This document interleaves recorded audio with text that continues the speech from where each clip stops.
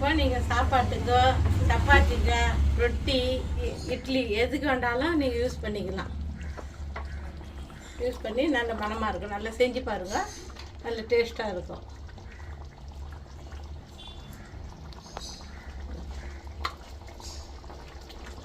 பிஸ்மில்லாஹிர்ரஹ்மானிர்ரஹீம். இன்றைக்கி கொண்டக்கடலை சால்னா, வெள்ளை கொண்டக்கடலை குருமா மாதிரி பண்ண போகிறேன். அடுப்பு பற்ற வச்சுக்கிட்டேன், கடாயை வச்சுக்கிட்டேன்.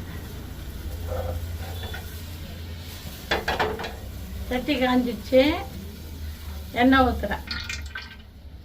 1.5 கரண்டி, இதில் 1.5 கரண்டி எண்ணெய்.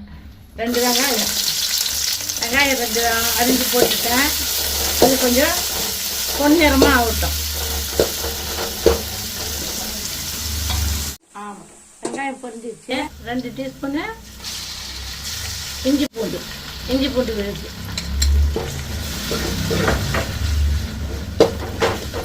அது கொஞ்சம் நல்ல வாசனை வர வரைக்கும் கொஞ்சம் எண்ணெயில் இருக்கும்.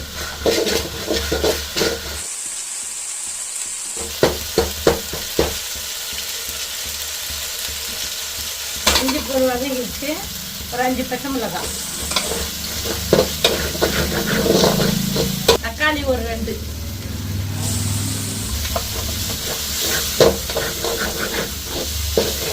அடி பிடிக்காது இருக்குது. லைட்டாக கொஞ்சம் தண்ணி தெளிச்சுக்கணும், அப்போ கீழே அடி பிடிக்காது. இஞ்சி பூண்டு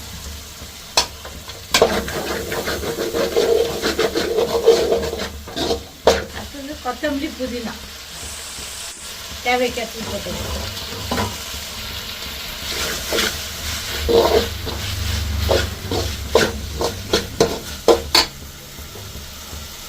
தேவைக்கேற்ற உப்பு. தக்காளி கொஞ்சம் மசிக்கிட்டோம், கொஞ்சம் மூடி விட்டுடுவோம் ஒரு நிமிஷத்துக்கு. இந்த டீஸ்பூனில் 2 டீஸ்பூன் மிளகாத்தூள், 1.5 ஸ்பூன் தனியாத்தூள்,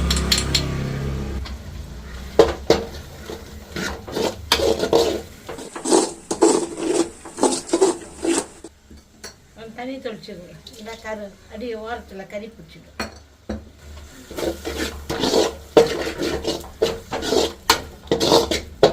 சோம்பும் தேங்காயும் அரைச்சி வச்சுக்கிறேன். ஒரு 3 பத்து தேங்காய், சோம்பு ஒரு 2 பிஞ்சு.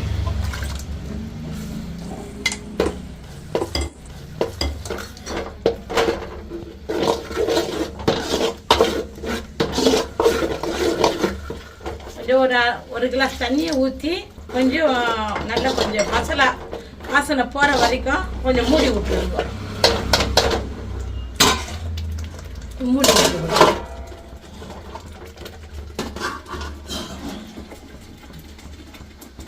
இப்போ ஆயிடுச்சான்னு பார்க்கலாம்.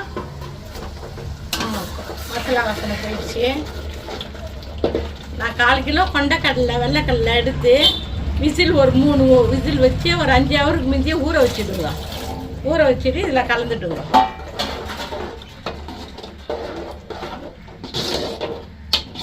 கலந்துட்டு ஒரு 10 நிமிஷத்துக்கு நல்லா கொதிக்க வைங்க. இப்போ நான் மூடிடுறேன், அது ரெடி ஆகிடும். இப்போ ரெடி ஆகிடுச்சான்னு பார்க்கலாம். ரெடி ஆகிடுச்சு.